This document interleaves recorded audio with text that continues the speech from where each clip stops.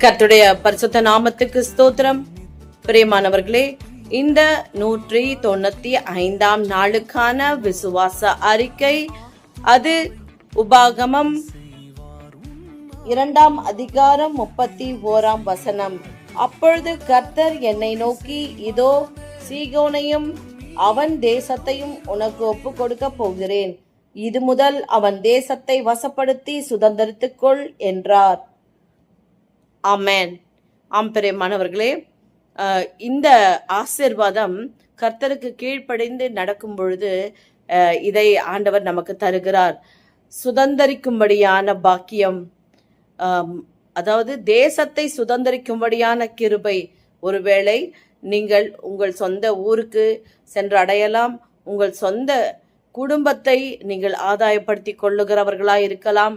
அல்லாவிட்டால் உங்களுக்கு சொந்த வீட்டை கர்த்தர் ஆசீர்வதிப்பாளராக இருக்கலாம். இதிலே உங்களுக்கு கர்த்தர் என்ன நியமித்திருக்கிறாரோ அதை நிச்சயமாக செய்து கொடுப்பார். நாம் அவருடைய சத்தத்துக்கு உண்மையாய் செவி கொடுத்து கீழ்ப்படிந்து நாம் தாழ்மையோடு இருக்கும் பொழுது கர்த்தர் நமக்கு இப்படிப்பட்ட கிருபையை தர வல்லவராயிருக்கிறார். நாம் இப்பொழுது விசுவாச அறிக்கையை எடுத்து இந்த ஆசீர்வாதத்தை சுதந்திரத்துக் கொள்ளுவோம். சர்வ வல்லமையுள்ள தேவனாகிய கர்த்தாவே,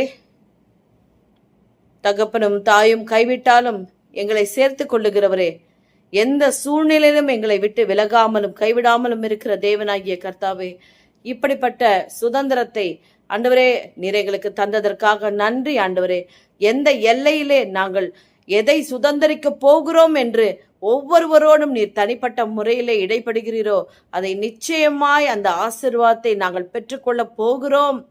அதற்கு நீர் எங்களை தகுதிப்படுத்தி எங்களை ஆசீர்வதிக்க போகிறீர் என்று முழு நிச்சயமாய் விசுவாசித்து அறிக்கை செய்கிறோம். ஆமென். பிரியமானவர்களே, உறுதியாய் விசுவாசியுங்கள்.